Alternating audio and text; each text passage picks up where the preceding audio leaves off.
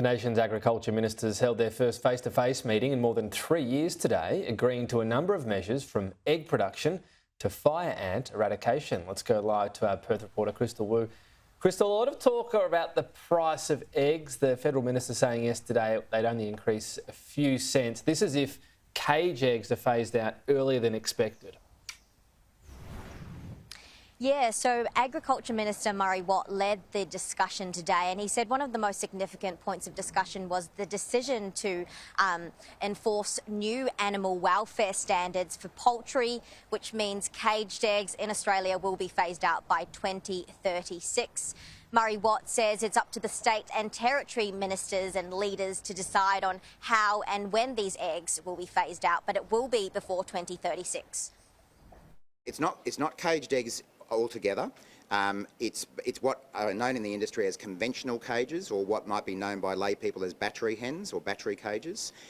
What these standards will allow for the continued use of cages in poultry farming and egg farming, but they won't be the kind of cages that we're all used to seeing on TV.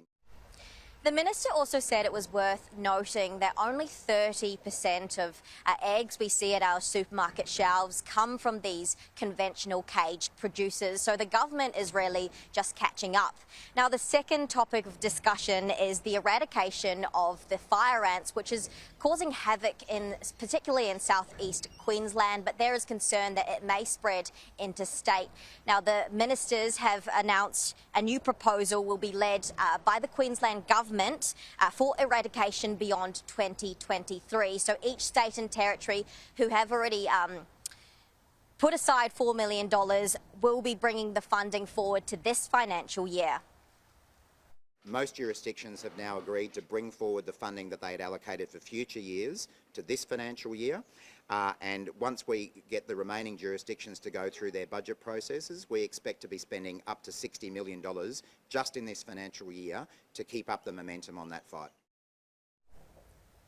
Tom, this was the first face-to-face meeting with all state and territory agriculture ministers.